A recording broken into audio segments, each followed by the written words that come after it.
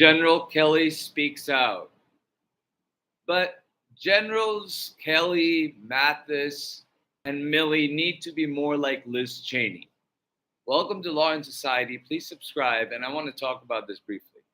I want to commend Liz Cheney for what she's doing right now. She is she is a conservative, and she believes in the Constitution, and she is putting her heart and her energy into electing Kamala Harris because she understands the danger Donald Trump poses our republic. She knows intimately what Donald Trump did because she was the vice chair of the January 6th Select Committee. I'm sure that she's going to be a target of Donald's ire. And Donald hasn't come out and really said much yet about Liz Cheney, but I wouldn't be surprised if he goes after Liz Cheney. But Liz Cheney is doing an amazing job by discussing and talking to the American people with Vice President Kamala Harris together on stage, warning of the dangers of Donald Trump. Now, finally, 2 weeks before the election, General Kelly, who was the chief of staff, longest serving chief of staff of Donald Trump, has come out and said and confirmed that Donald Trump has fascist tendencies, that he is a fascist. He at many times said that he'd like his generals to be like Hitler's generals, that Hitler had some good ideas. General Kelly also reconfirmed Donald Trump's disconnect with military service, how he doesn't understand why somebody would give their time to the military, why somebody would, selflessly serve a greater cause. That should really resonate with veterans and also with patriotic Americans who understand that selfless service is at the very core of our military and how our public service works. We understand that we are a democracy, and when we get into these places of power, we have the responsibility of carrying through that leadership and to be able to represent the higher, greater purpose. So that higher, greater purpose for which General Kelly, General Mattis, General Milley, they all took oaths to the Constitution, and you have to wonder why they're still not talking.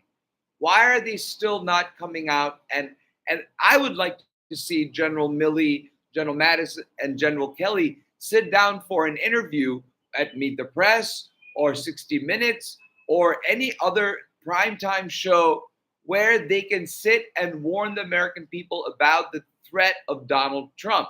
Donald Trump is, and I've talked about what Donald Trump is many times. And at this point, 2 weeks from now, we have to look at Donald Trump's steep decline, mental decline. As I've said many times, his Oaks, Pennsylvania dance party was the public point when the public could see that Donald Trump had cracked completely under the pressure of his campaign and his other legal troubles.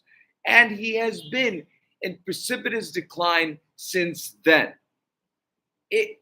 Not only is he unstable mentally, not only is he in mental steep decline, he also has definite fascist tendencies that now General Kelly has come out and confirmed again. But these generals, never Trump Republicans in leadership positions who were in leadership positions, have an obligation. They still have to hold their oath to be important and something that they live by, even if they are retired, that they hold the Constitution above any one person. And Liz Cheney is doing that bravely, much braver, I should say, much braver than these generals are, who are making a phone call to New York Times or going out and talking about a book they have written. No, why don't you make make a call for an interview with a television network or networks and talk about the threat that we face in our country, which is Donald Trump. Donald Trump is a threat to democracy. Donald Trump is a fascist. Donald Trump doesn't care about our military servicemen and women. Donald Trump doesn't care about women's rights. Donald Trump doesn't have any economic policy. He doesn't have any, energy policy. You can't say drill baby drill and make that your policy. You can't say, uh, uh, I overruled Roe and say that you're going to protect women. There are so many things that Donald Trump is doing now that really, talking about Arnold Palmer's thingy and these things are distractions away from how much of a decline he is in. He and the last interview that he town hall that he did was with was on Fox by Harris Faulkner, and it was a staged town hall where everybody there was cheering for Donald Trump, and only one person asked about reproductive health, and Donald Trump just automatically, touted about how he did what so many people wanted for 50 odd years and overruled Roe. I mean, any woman should think twice about voting for Donald Trump if they think Donald Trump is going to protect women. He took away women's right to choose. He was instrumental in that, and he has claimed that many times. His economic policy is, tariffs, tax cuts for the rich, and tariffs. They won't work. They will run our country into the ground. We will go into recession in less than a year. Yeah, I don't want to keep on talking about that. I want to keep this short. But what I want to say is, if you are a conservative, if you are a Republican who will never vote for Donald Trump, vote for VP Harris so the country can get forward. Or withhold your vote. If you cannot vote for Kamala Harris and you cannot vote for Donald Trump, don't waste your vote. Keep your vote. Don't dilute the pool of voters. Because for me, the vote is a personal thing. For me, the vote is my voice and my spirit going and agreeing to stand behind somebody and stand behind somebody who will defend the Constitution, who will uphold the oath that they had taken at the beginning of entering office. Donald Trump broke that oath when he attacked our government and our Constitution on January 6th.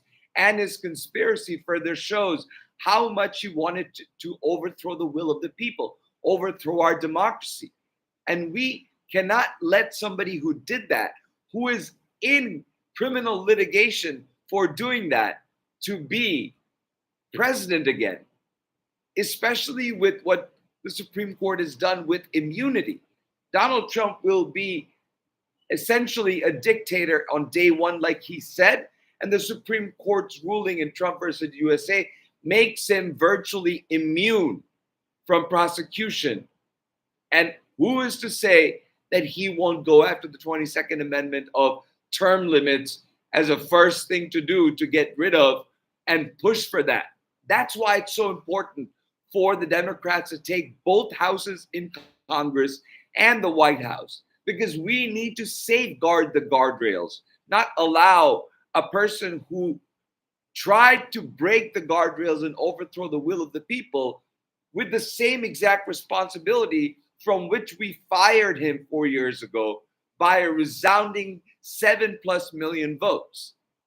So think about that. And for those who are just going to be voting, your first time voting, think about your voting legacy.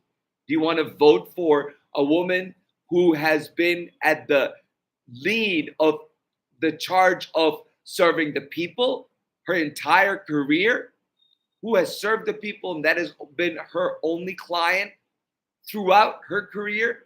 Or do you want a convicted felon, want your first vote to go to a convicted felon who refuses to accept loss in the 2020 election and continues to lie about what will happen in this election is criminally prosecuted for having incited and conspired to overthrow the government of the United States.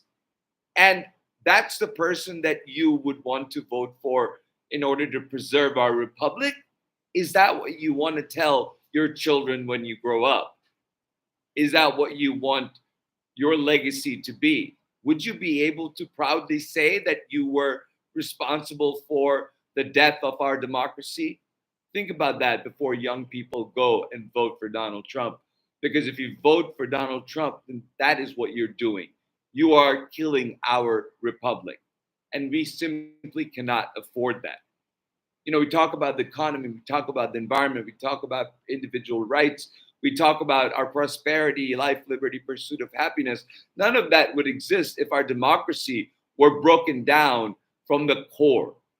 If it becomes a fascist dictatorship, your will not matter. The only will that will matter will be the dictators. And that'll be Donald Trump as long as he can pull it. And then it'll be JD Vance. And it'll be easier to build an oligarchy, to be able to completely destroy our democracy, our republic, and this great experiment our founding fathers started over 240 years ago. So I pray that you go out and vote for Kamala Harris.